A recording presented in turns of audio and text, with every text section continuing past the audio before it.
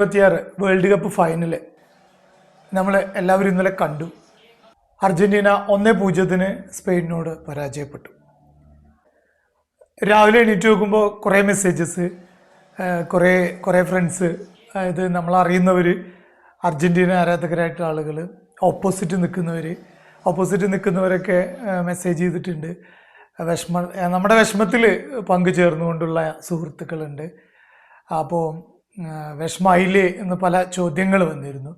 ഇപ്പോൾ വിഷമായി എന്നുള്ള കാര്യത്തിൽ തർക്കമില്ല.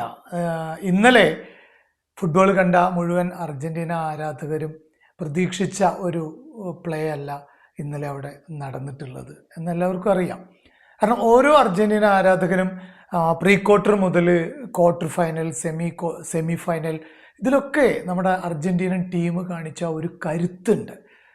അത് ഇന്നലത്തെ ഒരു ഫൈനലിൽ നമ്മൾ പ്രതീക്ഷിച്ചിട്ടുണ്ട്. കാരണം പ്രീ ക്വാർട്ടറിലും സെമി ഫൈനലിലും അർജന്റീന എടുത്ത ഒരു തിരിച്ചുവരവിൻ്റെ കരുത്തില്ലേ, ആ കരുത്ത് കൊണ്ട് തന്നെയാണ് ഫൈനലിൽ നമ്മുടെ സ്പെയിനെ നേരിടുക എന്നുള്ള ഒരു ആത്മവിശ്വാസം എല്ലാ അർജന്റീനൻ ആരാധകർക്കും ഉണ്ടായിരുന്നു.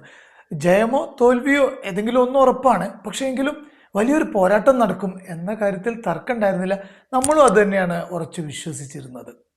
പക്ഷെ അതിനപ്പുറത്തേക്കൊരു പോരാട്ടത്തിൻ്റെ ലാഞ്ചന കാണിക്കാതെ പ്രതിരോധത്തിലൂന്നിയ അർജന്റീനൻ ഫുട്ബോൾ ടീമിനെ കണ്ടപ്പോൾ പ്രയാസം തോന്നി. അതിലൊരു സങ്കടമുണ്ട്.